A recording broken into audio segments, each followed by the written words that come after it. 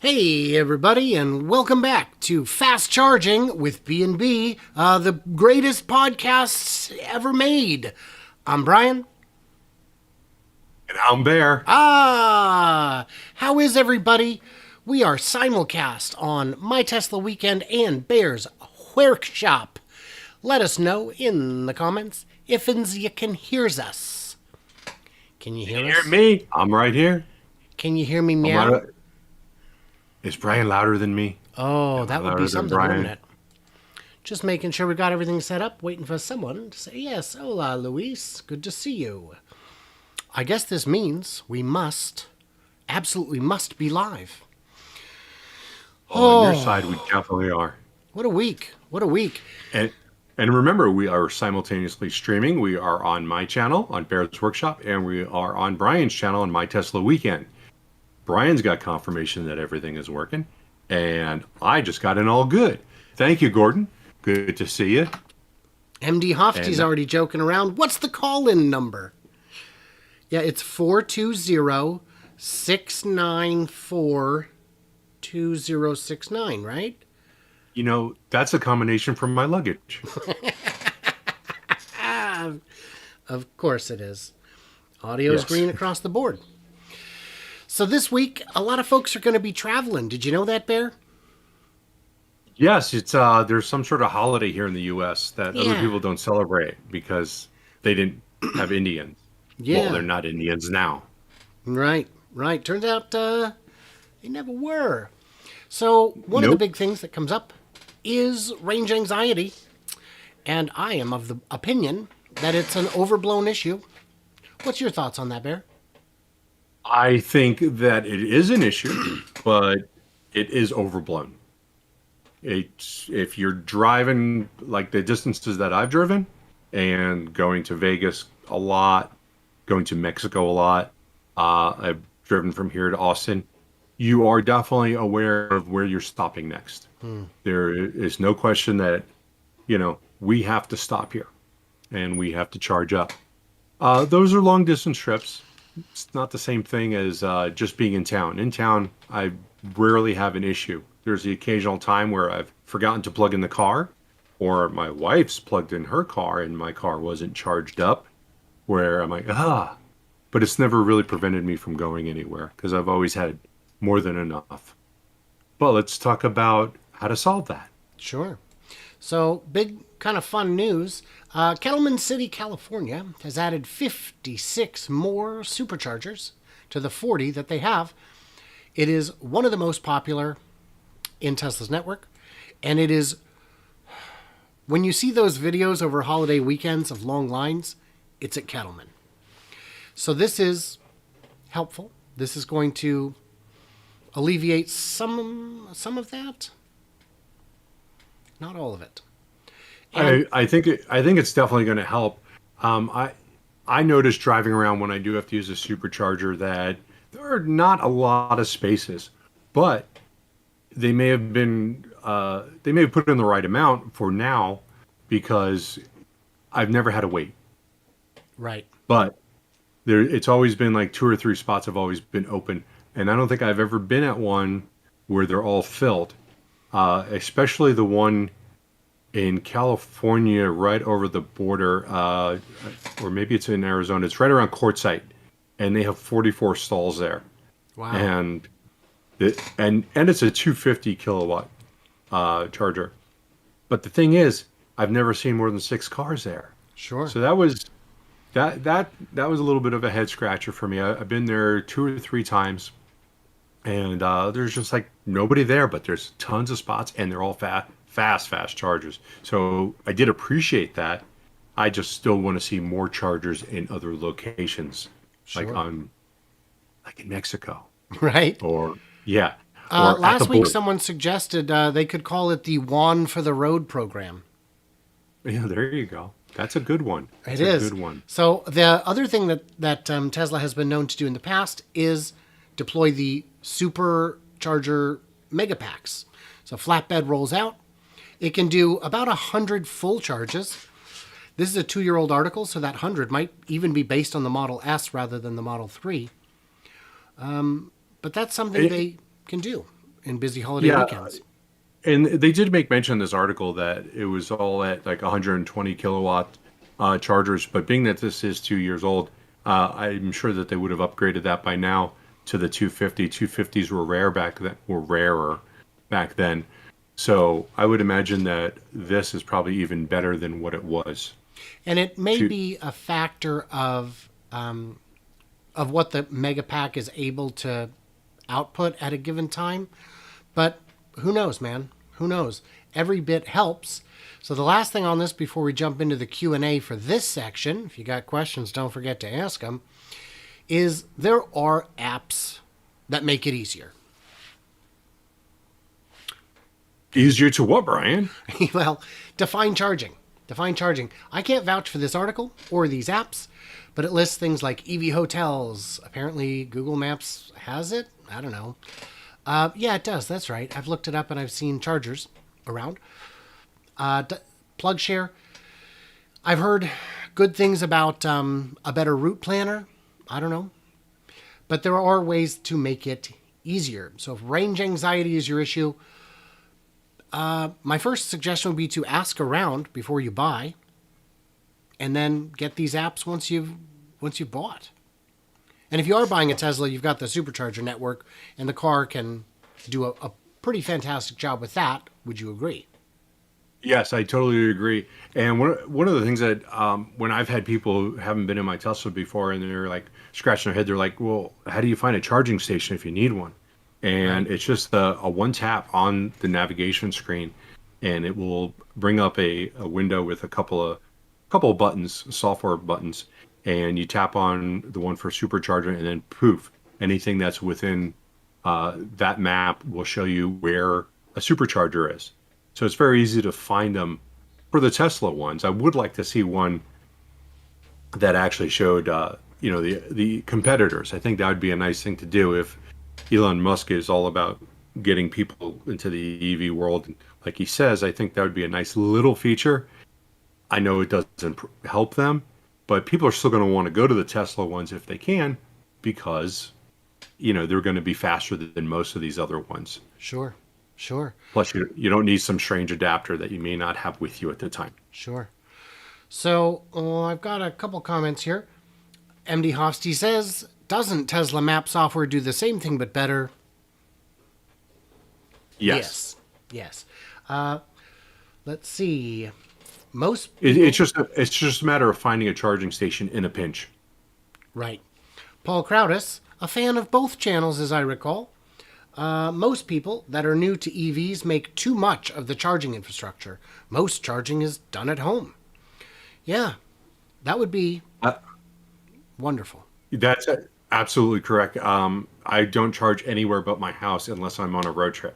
And this year I've taken more road trips than the average person. So, yeah, you're going to charge at home. Of course, you run into the point, and it's a valid point, of people who live in apartments and don't have access right to. And that's something that hopefully will be addressed in the budget bill that was recently passed. There is $7.5 billion to build out charging infrastructure, which could absolutely go into businesses, apartments, etc. Cyber Randy says the Tesla app now shows how many of the stalls are operational versus out of order, which is, it doesn't help you if there's 50 stalls if 48 of them are broken. That's a nice update. Did you know that there is a supposed standard when you get to a supercharger and you get to one that's not working, what you're supposed to do? No. You leave it off the hook. Oh. That way someone pulling up to it knows, don't go here. Oh. I thought it was to swear. Well, yeah, you have to, but if it's the last But you mean one, after otherwise that? you do. I understand. Yeah, after that, of course. That way you're letting everyone else know. Don't put it back on the hook. It's broke. I've got Ozzy Astronaut says, good day from Tesla Model 3 owner in Australia. Wow. Hello, Ozzy. Very And Gordon, give me a hello from Vancouver, British Columbia. Nice. Just up the road from me. You must pay a visit. I was in Vancouver last year, 10 minutes before COVID hit. I was up Wow. there for skiing. Not that Oh, I wow. skied because I'm too old. I'll die. But yes, I passed through Vancouver. They have no freeway that runs through that city. You take the freeway up there, and the city, it just ends into the city, and you have to take downtown streets until you get to the other side. They have no pass through. And we asked somebody about that. They said, yeah, they did that on purpose. They didn't want a freeway. It's Huh. like, okay. I've never driven past Vancouver. Well, when you got there, you had to get off the freeway. Yeah. It just, It but you just probably didn't didn't occur to notice me it. that that was the end of it. Yeah, that was the end of it until you get past it. And then it starts up again. All right. I think we can move on from there. But on a similar topic, Yeah. talking about superchargers and charging stations, Britain has now said that new homes in England to have electric car chargers by law. Yeah. And it's funny because Brian and I both pick out articles, and we both picked out different articles of the same thing. So we both thought that this was interesting. And it's And not particularly new necessarily, but it's back in the news. Maybe they got a little, maybe it moved forward a step. But Bear had an interesting point about what's missing from this. What's missing from this is the minimum requirements. Are you just talking about having a 220 outlet? Because that's all that I need to charge my car is a 220 outlet. Now, there are caveats to that because a 220 outlet at 30 amps is different than a 220 outlet at 60 amps. Both will work. Both have a different connection here in the United States. I don't know how it is in other countries, but the prongs are shaped different, and it's just a different configuration. Now, I've had the pleasure of charging my car in a 30 amp system down in Mexico, where I go. When I went down there, I had to change out the outlet in order for it to fit. Wow. Eventually, I said, "Oh, let me just buy the correct outlet," which was a lot easier. But having the 30 amp outlet took about 9 hours to charge my car, where the 50 amp that I have at my place will actually charge it in probably about 5 or 6 hours, all which is overnight. But we go back to England. What if this is 20 amps? Is it 30 amps? You really want to have the proper stuff put in there. You don't want to say, well, they got a 220 outlet. And is it just an outlet, or is it a whole charging station? And then if it's a whole charging station, what's it for? Is it for a Tesla? Is it for a Ford, a Lucid? Everyone's got different things these days. I think an So outlet is adequate. I think an outlet it should be adequate. MD But it Hosty also said that the latest electrical code in the U.S. mandates 220 in the garage. well. So I've if got that's a- the case, I mean, I haven't heard that, but I'm not in a position to know it. But the reason I think this law is great, or this building code is great, is the cost to add a line for your car during construction is substantially less than having to go back later and add it. it's so insignificant on the price Of a house. It really is just it really is just an outlet, and a new home builder will charge you $250 for it, but it's there, and they're literally using $30 worth of parts and 20 minutes worth of labor just to run that extra line. Right. When there's no drywall it's or no nonsense. And now we know that Yes. the panel is sufficiently large. My brother's an electrician, and he has one thing he always does is he puts his business card in the panel when he finishes a new house. And he's had builders who were so cheap that he wouldn't leave a card because he knew that if they ever wanted to call and say, I want to put in a hot tub, it was already maxed out. It would have been $50 on a $500,000 house to go up to a reasonable size panel. And the builder's like, nah, not for me, bro. Yeah, I'm maxed out at my place, but I still keep adding, and I will keep adding. That Just sounds playing the odds. that sounds like a great reason to have homeowners insurance. Yeah, I upped everything, so I'll be good. Yeah. Totally ready for it, and I also keep my Yeah. batteries I'm changed in my. smoke I've got detectors. two big concerns about insurance. One is I just found out my wife put a life insurance policy on me. Oh, you're a dead And man. the second one is it's only for $5,000. The hell? I'm just kidding. All right. Let's see. Do we have anything about that? Marcus from the UK says hello.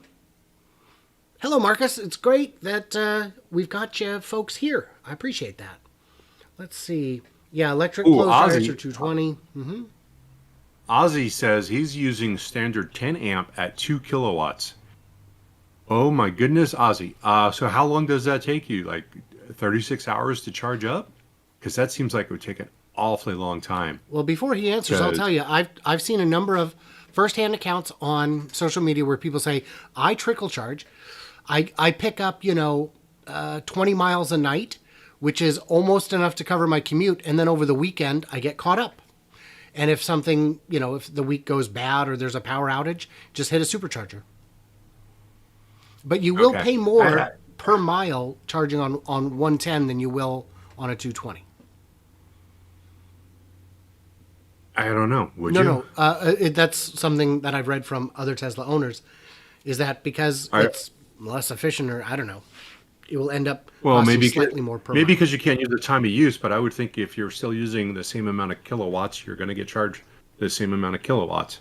I don't know. When we first got my wife's Model 3, they didn't have a Tesla charger or adapter in the car.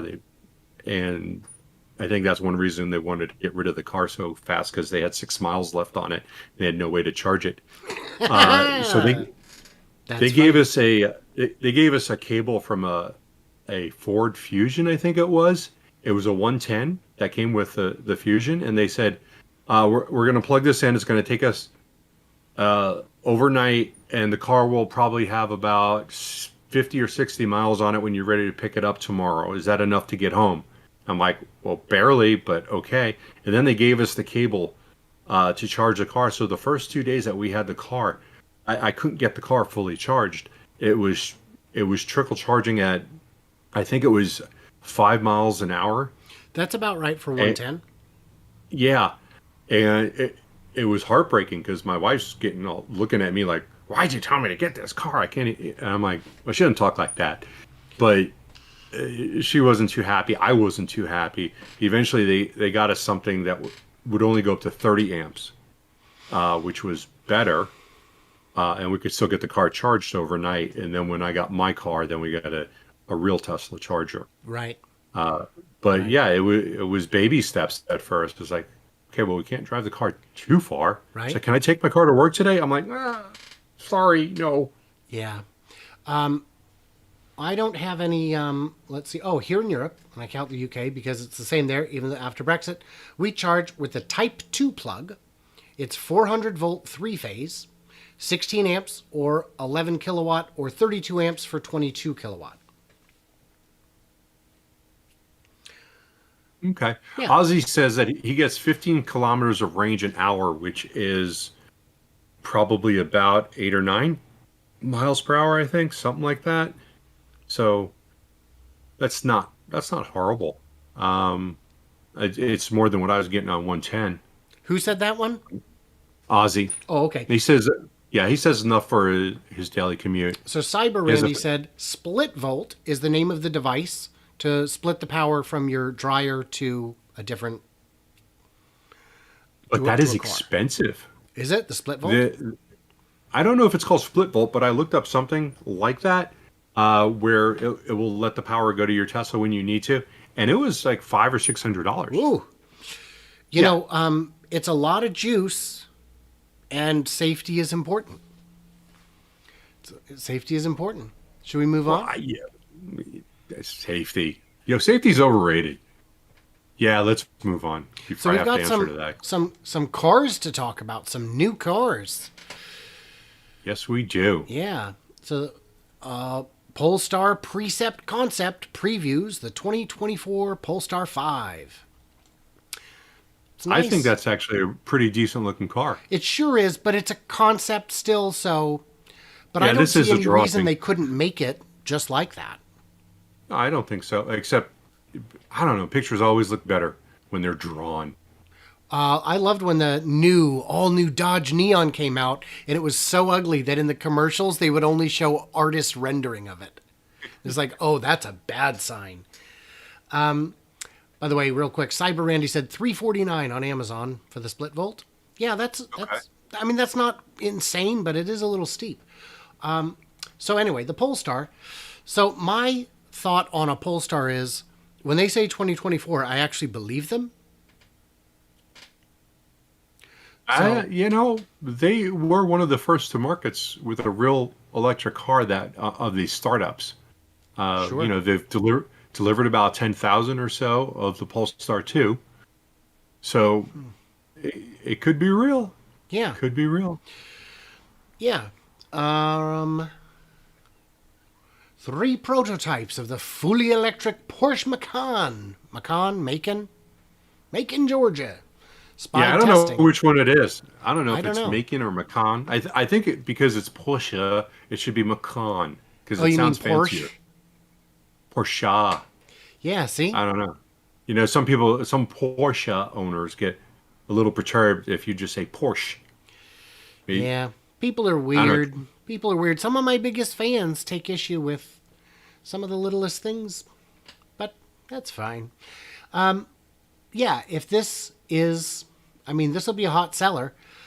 I wish they would make more, but apparently it's something they're working on, and it's a small brand to begin with. It is a very small brand, and I don't think people realize how small of a brand Porsche is because Tesla makes more cars in a year than Porsche does of all vehicles. Oh, yes, I believe that's, if somebody wants to look up how many, what their annual production is, it's pretty surprisingly small. Yeah, I was very surprised when I found that out. What's the next one? The next one is the Volkswagen ID.5. Yeah, it looks fine. It looks You know what? fine. I like that better than the ID.4. Yeah, you know what? I'll be honest. I don't even mind the ID. I don't mind any of them. I think they all look fine. They all look like Volkswagens. A little pointier. They look a little more Honda-ish than a normal They one. do. I've never been a big fan of the Volkswagen look. I think they always look very generic. Yeah. Nothing exciting. Going, wow, what's that? Well, It's even a the Volkswagen. Cabriolet was kind of vanilla. Yeah, they are. They're a little bit of milk toast. They're just sitting there. But I think this has got a lot more style to it than some of the previous vehicles that they've had. So Yeah. I kind of like it. I don't know where the range is going to be. They say 300, and that will be next year.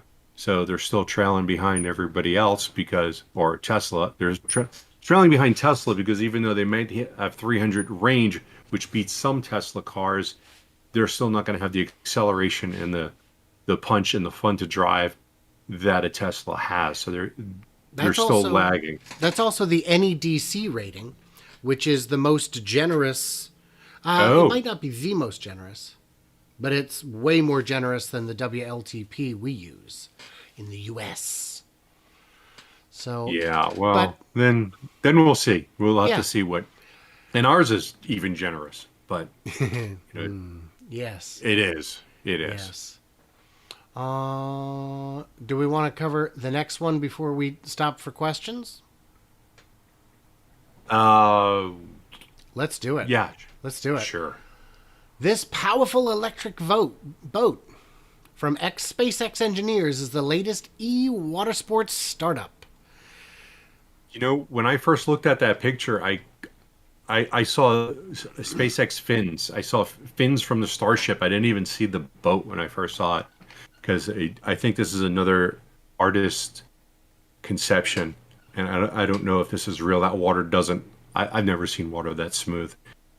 But going down a little bit lower, there are some decent pictures. It seems like a nice little cruiser.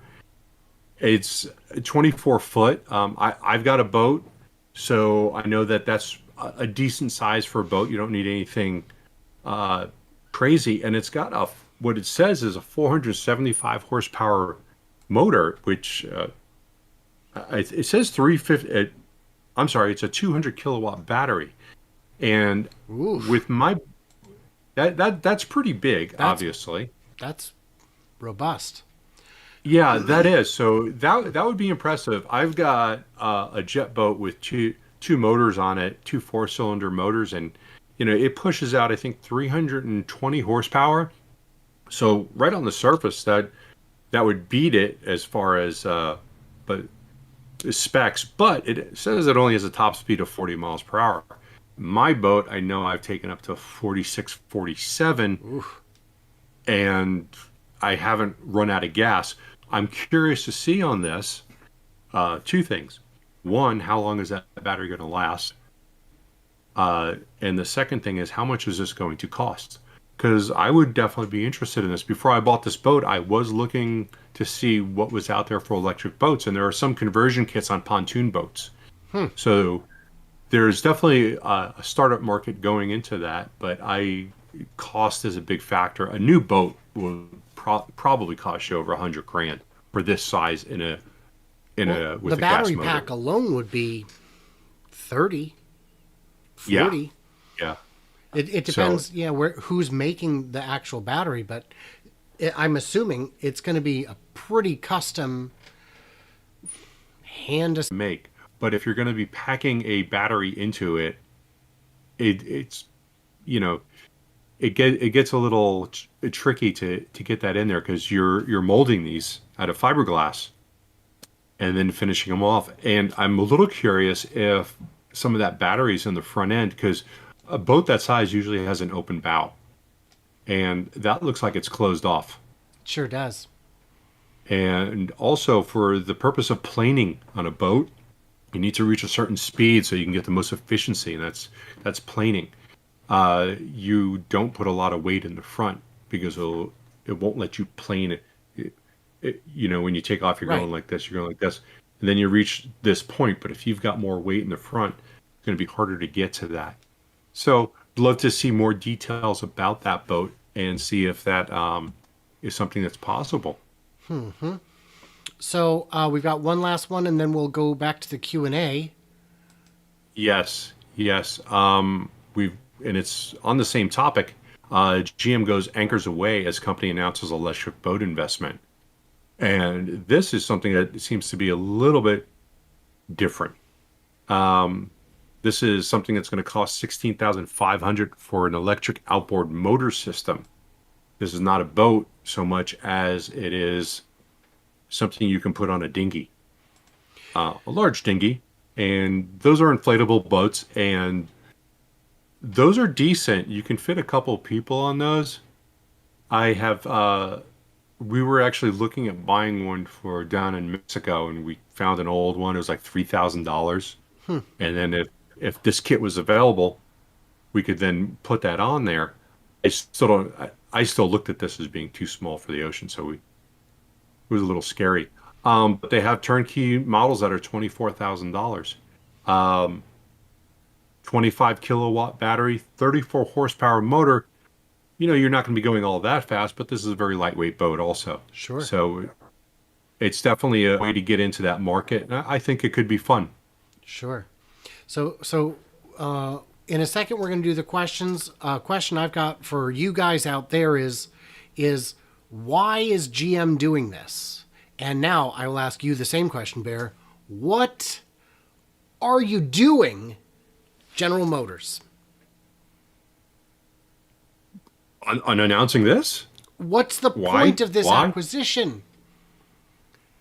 They are deeply involved in motorsports and power sports. They make motors for a lot of different.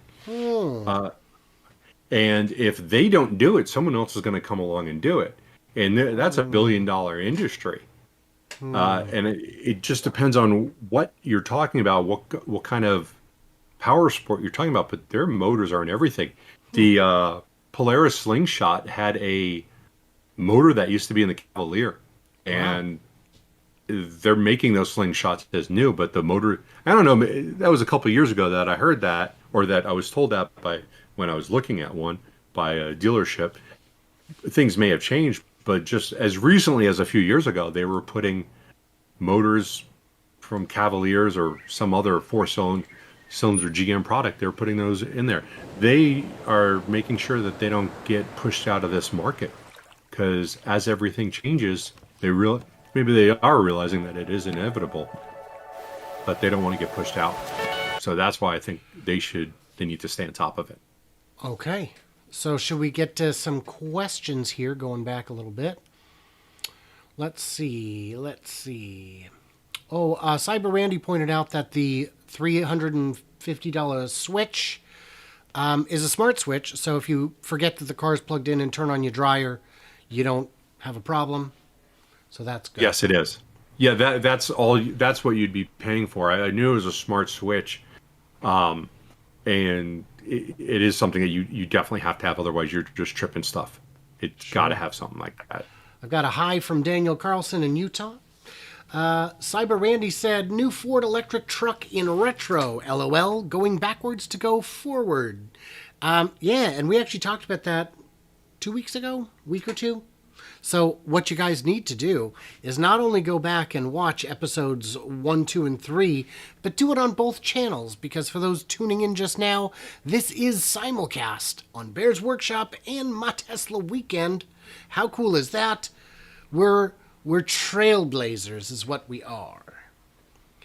Let's see. Yeah, I've got a message. I got a hey Bear from Tesla Dan. Hey Tesla Dan, how you doing? Or Tesla Den, sorry.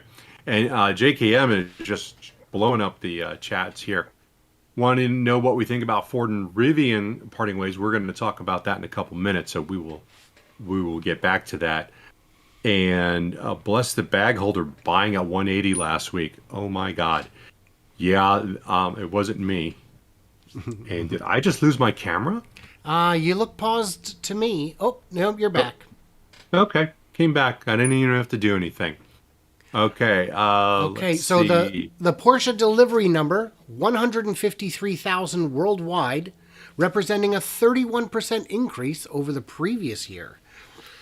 So, yeah that's, last year that'd be what, 3.5 months of Tesla's production, and this year it's more like... Yeah, that's twice Giga Shanghai in a month. Right. So it's... Yeah. I've got JKM said that he spoke to Jason Royce at Nikola, and I know of Jason, and I've seen some of his posts on Twitter, and he said that they will have 2 FCEV trucks delivered by the end of the year.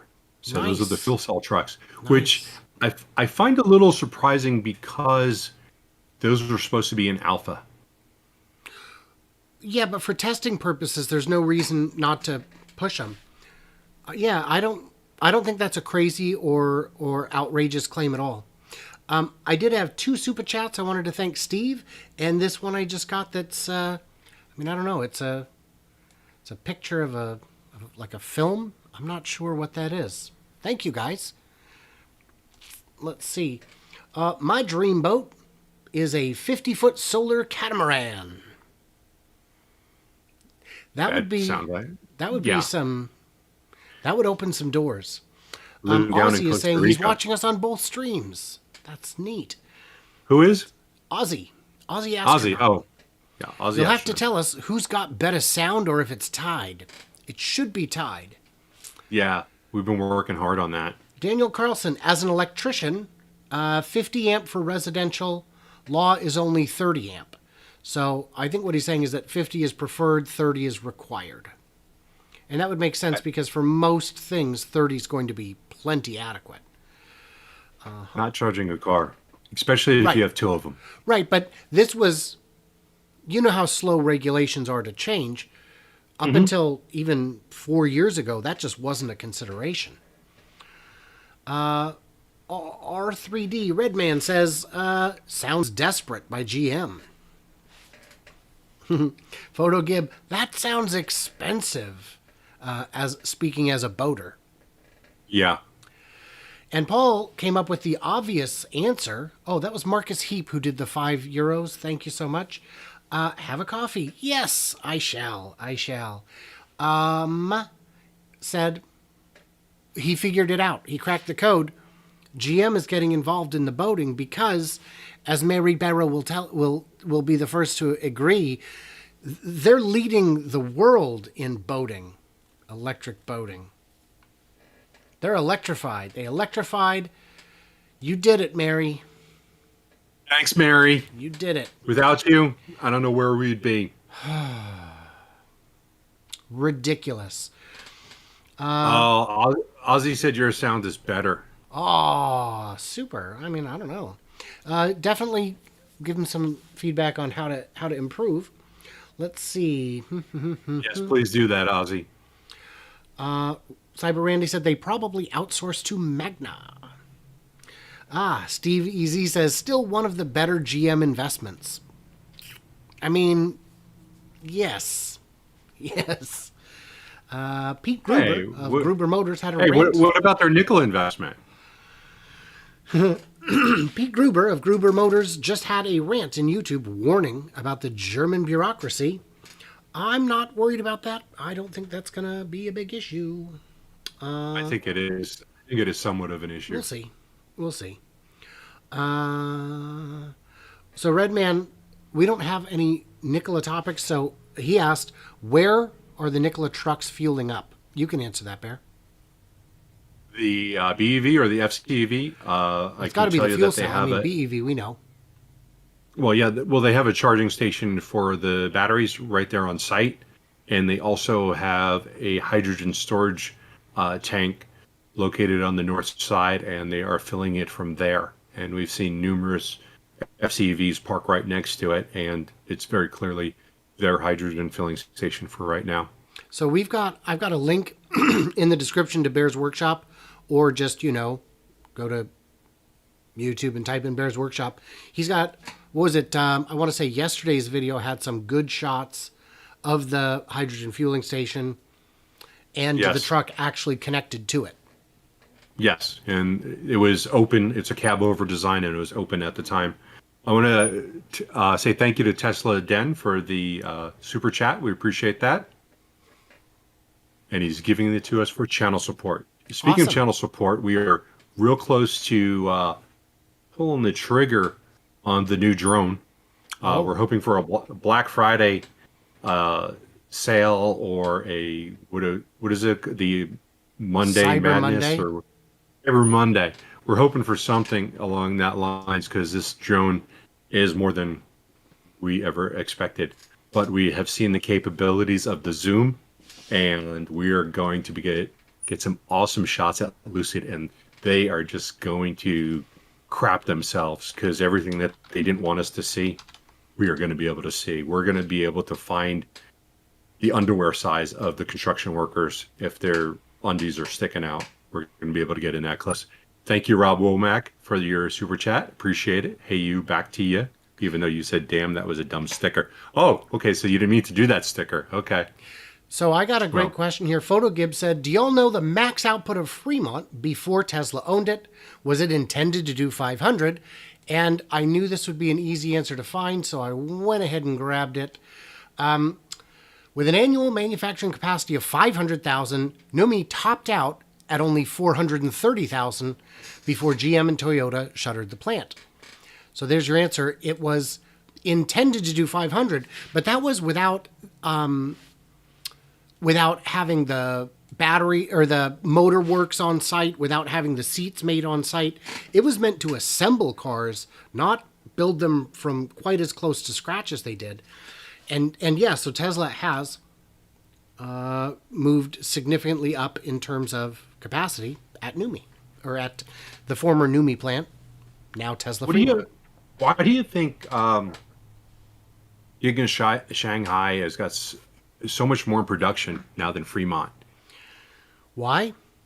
Because what's your opinion? Absolutely, because it's purpose built. The lines are straight and clean and tidy, and exactly what they need to be. They also have they're better integrated on using the larger castings, which speeds up the line as well. And they were able to switch to lithium iron phosphate batteries sooner, which meant they didn't have a battery bottleneck that they had from Giga Nevada producing the 2170s. So, yeah, all those things combined, and they're also making the standard range Model Ys with the LFPs, so that all added up to faster production. Yeah. I agree with all those points. I just want to give you something. Oh, that was a softball down the middle of the plate, baby. All right. Right, but it's for everyone else. So I got a question much earlier about Rivian, and I think it's time to get to the first of the Rivian stories. The first one. Ford and Rivian's breakup. Sour grapes, growing confidence, or something else? I think... yeah, go. What do you think? Well, I think Ford might have known something that was not necessarily public information. They're a large stakeholder. They're able to see behind the curtain in ways everyone else can't. Insider information. Well, yeah, and there's nothing that's not illegal. They're a stakeholder. I didn't say illegal insider information, Right. but they have insider information. So, this article from Barron says that actually isn't a big surprise. I'll be honest, it did surprise me. In 2020, Ford canceled a program which would have seen one of its vehicles built on a Rivian frame. But that's not surprising to me because Ford's got grand ambitions now. Yeah, I think part of it is that they think they can, in a sense, go it alone. They can make their own electric vehicle, Right. and they have progressed a lot. They're coming out with the Lightning, and it's going to be a decent truck. There's no question about that. Sure. So I think it's almost like they're like, you know what? Maybe we could stand on our own 2 feet. We're Ford, you know. Right. So Right. I think that has something to do with it. Granted, they could know something that we don't know, and Sure.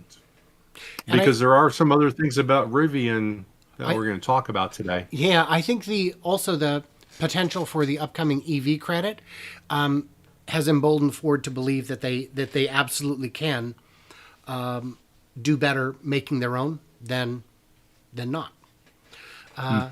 So should we? Yeah, we should just keep rolling on Rivian because Rivian could land big electric vehicle order from RV platform Outdoorsy. Take it away. Outdoorsy. Okay, so Outdoorsy is a place where people can rent out their RVs. And I've actually been using Outdoorsy for about 2 years now, and I've been renting out my RVs. I have 2 of them. I'm interested in this because I was looking recently at getting a Class B, and you can convert those Class B. You can convert a van like a Rivian van, or a Dodge ProMaster, or the Mercedes used to be a Sprinter. You can convert these over to small RVs, and they're very rentable. And I was looking at, hey, could I get a Rivian van? Until I saw the range, and then I was like, no, I don't want to do this. And then I found out that there was an exclusive agreement with Amazon for the next couple of years, and there's no chance of getting a Rivian van. Now I see this article, Rivian could land the electric vehicle order. So my question, and because the article doesn't explain it, but it's talking about an order for 1,000 Rivian vans. Are those for RV? The Outdoorsy doesn't own any products. They're a platform. So are they planning on buying these and then renting them out? Or is it going to be something they're going to work with owners who are established with Outdoorsy and have them purchase these vehicles and then rent them out? I'd love to know more because having an in with Outdoorsy, I would love the potential of possibly renting out a Rivian. But I also, if it's going to be an RV of some sort, a Class B, there's got to be more range because there's range issues. Aren't there range issues with... have you heard of any range issues, Brian? I have heard Amazon driver reports 40% faster battery drain when using the air conditioning. Oh man, that is, problematic. I can tell you on my Zen Electric, it had air conditioning. And if you turned it on, you better be within eyesight, an eye line of home because it would absolutely cut my range in half and not really blow any cold air. Which is interesting that it would cut your range in half, but since they made that product to what they have now, they've only reduced that to 40% reduction. Well, I don't know for sure if it was half because I only used the air conditioning once and I learned my lesson. Well, I'll tell you, air conditioning is a necessity in lots of parts of the country. Sure, absolutely. Absolutely. And if you're a delivery driver running door to door, absolutely. So we're getting kind of long, so I think we should get to the big news on Rivian, the scary news on Rivian. Apparently today, all the folks who thought that they were going to have their Rivian next week got an email saying, nope, it's actually going to be more like next March or maybe even next September. This survey came from users of r/Rivian. As of last update, this had 129 responses on it. These are people who put in their pre-orders all the way back in 2018, 2019, and 20. And what percentage of them are getting them earlier than next March? I'm showing 2%. 2%. It was two people. With the largest slice of the pie being next March or April. And there are users in there I saw who sold their trade-ins. My truck is coming next week, you see. I've got my financing lined up. Everything's ready to go. I ain't got nothing to drive. I would be in a bad mood is what I would be. Which leads me to a segue. You can rent something off of Turo. You come rent my truck for the next 6 months. It won't cost you. Well, all right, it'll cost you. So yeah, those people are kind of, they're in a hole if they've gotten rid of their car, and it may not have been like a great move to do. I don't know if those people who did that actually said it's coming Tuesday, or if. Oh no, they had delivery dates via email or in the app or whatever that said November 30th. How far off were they? How far off were they? Do you know how far off November 30th. Delivery dates? One guy said as of Tuesday, it still said November 30th, and then he got an email saying March, April. Yeah, okay, I don't necessarily blame him, but it is a startup company, and yeah, I sold the vehicle I was getting rid of when I bought my Model Y. I sold it about 3 weeks before my delivery was expected, and I knew I was taking a chance that something could happen, but also, Tesla was just pumping them out at that time. The chip shortage wasn't really much of a conversation then, and I also had another vehicle to drive, so it wasn't that big of an issue for me. I don't know if I didn't have another vehicle, I would not have done it. But people got their own reasons for doing what they do, and unfortunately, sometimes you get screwed. I think the degree to which this is going to erode goodwill with people who are absolutely the biggest Rivian fans, to me this was a gut punch, and I'm not, obviously not the biggest Rivian guy, but I just it's shocking to me. It's shocking to me. How did you not know yesterday that next week is going to actually be 6 months? Yeah, it is shocking that they didn't have the foresight to see that, because they should have.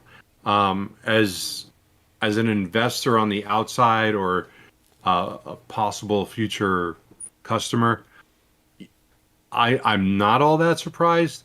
I was actually expecting Lucid to have some sort of delivery issue because they were so secretive about so many things. I was expecting after their first deliveries for them to say, okay, well, we've got this issue and that issue. And, they're full steam ahead right now.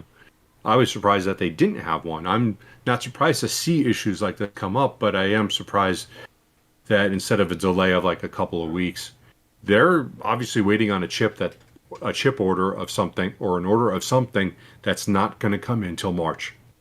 And it is possible that some dude was sitting there going, well, we've got these 100 cars and they're waiting, or 100 trucks, and they're waiting for these parts. And he keeps calling the supplier, and the supplier saying, yeah, it's in the port at Los Angeles. And all of a sudden they go, well, the ship sank. Sorry, something happened. You're not getting your chips. They're like, well, when can we get our chips? March. So whatever it is, whatever they're missing, they need to have more people like from Tesla who, okay, now we need to adapt. We're not getting these parts for 6 months. What do we need to do to get these out? Because we can't just continue to build these trucks. Because if these are the first 1,000 trucks on the line and they're not being made till March, that means production didn't really start. They shat out a couple hundred and now they've stopped. Yeah. They've idled their line. No, they must still be making trucks, but they're missing something. Right. Find out what it is and find a replacement. So Mega Wilderness said Rivians are taking less time to arrive than Cybertruck. Well, that remains to be seen at this point. I mean, yeah, you've got 100, and you've got 4 people on this survey now out of 175 responses that say that they will get theirs before next March. Mass production is hard. Elon's been trying to tell everyone that. I mean, even Ford is figuring out that this is very different than what they've built in the past. GM is currently not making any EVs, which is surprising to me because they electrified the industry, Mary. Thank you, Mary. I don't mean Hashtag thank you, Mary. I don't mean to be so mean, but that was just the dumbest thing I've heard in a long time. Just shows how difficult mass production is. Bad PR on their part to leave it to so late. And that's the thing, Paul. You can't tell me that you had all the hundreds, thousands of deliveries ready to go next week, and now you don't. You knew just what a mess. Yeah, they obviously knew. And somebody should have some consequences. We'll never know about it. But that's obviously a screw up. It's a new company. And in regards to someone saying Rivian's got more deliveries than or they're ahead of Cybertruck. They are. Cybertruck was only announced in 19. How many years? It was 2 years ago and like a week. Okay, when was the Rivian R1T announced? Well, we can tell by looking at this chart. When did people start reserving? A year before that. There were people who put in pre-orders in November of 18. But just because they opened up pre-orders doesn't mean that they didn't announce it a long time ago. Yeah. Let's take a look. Well, why doesn't somebody just tell us in the comments when it was officially announced? But Paul said, where does it go? Was it Paul? Yeah. So, but people haven't been given delivery dates for the Cybertruck. Yes, but if we've learned anything from Rivian's dates, it's that they're not meaningful at this point. Because weren't they supposed to deliver in July? And then it was pushed to November? I think it was before that. And then, everybody blames COVID. It was probably supposed to be 2020. Right. Redman says Rivian 100 probably was hand-built. Yeah, I would say for sure. For sure. At least mostly hand-built. The first days of a line are pretty difficult and, not super reliable. Yeah. I could see that line moving and then stopping a lot. Yeah. Oh, 100%. 100%. Yeah. And there's nothing wrong with that. That's to me expected on a brand new line for a car that never existed. Oh, I thought you had something to say there. I actually have a comment that I want to address because this one's kind of interesting. Gordon Rieger says, rumor Berlin to be unionized. Union employees won't get stock as part of their pay. So we don't know. We know it'll be union because every company over like 25 people in Germany is unionized. But German unions are very different than American unions. It's just, and this was known all along, this was assumed. And we don't know what the terms will be because they have yet to be negotiated. I think the bargaining pool would be crazy to ask for more money and less stock. But if that's what they want, that's fine. They can get that. Maybe they'll give them an option. But it brings up a question. Let me see if I'm getting this right. The EV tax credit. Mm-hmm. Yeah. So they're now part of a union. Would that qualify? only German-made right, Teslas the car has to be for an built additional tax in a credit? union factory.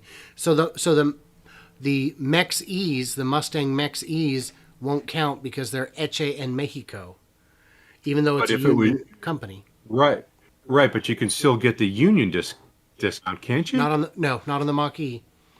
Nope, nope, Well, nope. no, not on the Mach-E. You can't get. There's very few vehicles that qualify for all of them, and it's just different parts. Where, if you're first of all, you got to have a certain amount of kilowatts in your battery to go up the levels. But are they giving EV credits for Volkswagens? Yes, right. I think it has to be an American union made, and I don't. And the How do ID, you know? Are you sure? I'm not. I never really thought about this, but what about a Volkswagen that's made in Germany that is in a union, but not it? I don't know. If somebody knows off the top of their head, let us know if it's American unions only. yeah, I'd be very surprised if it isn't. I'd be very surprised if it isn't. I did get a question a little bit ago. That's where the kickback came from. Well, That's where the kickback came look from. at no, I heard. Oh, I heard you. Look at who the UAW has donated to historically, and I think you Yeah. have to. I think you already know the answer. The Yeah, another question I had a second ago was, what do I think the capacity of Berlin is going to be? And the short answer is 500,000, and the longer answer is, without expanding, 600-ish at most. But they've, it could. We'll get a better picture by Q4 of next year, because I imagine they'll be mostly ramped by then. MD Hofsty, the union part is U.S. based unions. Yeah, American made only. And that may run All right. into trade problems because I think there's rules about anti-competitive rules that this may run afoul of, but I'm not sure. Are you talking about The EV credit for union made? the EV credit could actually run into it? Okay. Yeah, I'd read I- that it could be considered a non-competitive thing because it's not to all EVs; it's just to domestic union ones. So I'm not sure. And then MD I wanna- Hofsty says, plus the unions will not pass, or the Senate will not pass the union aspect. Remains to be seen. We just don't know. Yeah, I would love to see that taken out. It seems Want to send out excessive. want to send It's out too a much. thanks to Tesla Den for joining me as a patron. Thank Hey, you, nice. Tesla Den. What I think what's going to happen is they're trying to keep there's going to be a big fight going on if this stays in there, because we see companies like Ford are now building in non-union states, in right-to-work states. Right. And because overall it's always going to be cheaper for them to not have a union plant. Right. I don't know if they'll be able to actually do a non-union plant. I think it would be an option at that point when they build in these right-to-work states. But the people in these states where they have unions and it's mandatory, they're going to have to realize at some point they're going to see these large companies go elsewhere. Yeah. And it's just in their best interest to relook at it and see what the best option really is. Sure. So EV Wannabe pointed out that German trade councils are not unions, but as I understand, they do handle collective bargaining. I believe the reports we're reading are using the two terms interchangeably when they shouldn't be, because we don't have anything like that to compare it to. So Harry Chu just asked me, is this a Tesla channel? We are an EV channel, and we talk about all things, Harry. So I hope that you're not trying to get away from a Tesla channel, but we talk about Lucid, Nikola. Those are some of the things that I've been focused on. Brian, his focus has been on Tesla in the past, and now we are both combining our force, our superpower, and we are going to talk about everything, whether it's a Volkswagen, a Polestar, Rivian, Porsche, And those are That's all just the things today's that we've topics. talked about today. Yeah, those are were just today's topics. Yeah. So, Evie Wannabe saying not collective bargaining, no dues. I don't know what a works council is. I will look into that for the future. We're already at 5 o'clock. If anybody's got a bunch of questions, I think we should check them out. What's this last one? Oh, I think we can skip the numerology one. Final questions. Get them in while you can. We'll give this another couple minutes, see if there's anything. There were some. I've seen a bunch of theories thrown out here in the comments and elsewhere saying, well, maybe Volkswagen could do final assembly in the U.S. in a union plant to qualify. Maybe. It's just too up in the air right now to know for sure. My question is, Ford makes the Mustang in Mexico. It will not get the credit. Is that correct? That's my understanding, but we'll see. They're really trying to give money to Ford, but mostly they have to cater to the Ford workers and the Ford voters, and those voters do not work in Mexico. Okay, Works Council equals safety people. Okay. Like a hall monitor. Yeah. Right. Harry Chu responded. He goes, thanks. This is the first time on this stream. Well, Harry, I hope you have enjoyed the stream, and I hope we're answering questions. And if you haven't subbed, please do. So Harry, you gotta know. Workshop. You gotta know, Bear is on the verge of 10,000 subscribers, and we're trying to get him there by New Year's. So if anybody is feeling the love, you don't have to enjoy his videos. I mean, I certainly don't. But, no. And obviously I do because I watch him and I comment. But, help him out. It would just be kind of neat to get there. I know when I hit 10,000, I was very excited. And if we can get to 50,000 by the end of the year, I'll shave my beard. And if he can get to 100 Patreons, he'll do a hair reveal. Some of them have already seen my hair. I've got other videos out there, but no, that's what I mean. No one's seen it like that. Tease it, Bride of Frankenstein. Don't be shy. I'll go all 80s for one video. Ooh, nice. I was considering doing a Halloween costume the week after Halloween and saying I felt like an idiot, but... So we've got some just casual thank yous and all that. Lucid Air is good, but I believe that ship has sailed. Any other pressing concerns we need to get to? I have two more comments. Great. JKM wants you to be honest and answer, do you own any Nikola stock? I think I know the answer to that. Yeah. Bear does. I do not. I do not. And Harry Chu, again. Hey, Harry, again. Thoughts on Biden's shameless promotion of GM and praising Mary Barra for the EV revolution. And he's also said he already subbed. Thank you, Harry. Well, we've kind of addressed our thoughts on that. We've actually said our thanks to Mary several times during this episode because it's a shameless promotion. It's a kick in the gut if you cared. But I think Elon is thicker skinned than that.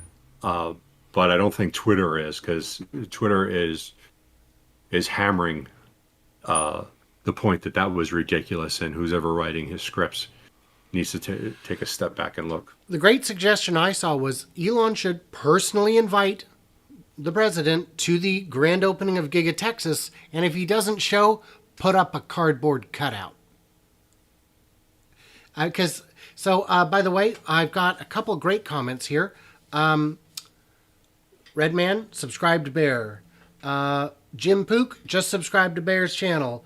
And UFOlogist, bang, just subbed. So, I mean, we're getting there. Thanks, guys. And thanks. I really appreciate that. Yeah, Jim Pook, just subbed. Commuter Branch Line, you two are a hoot.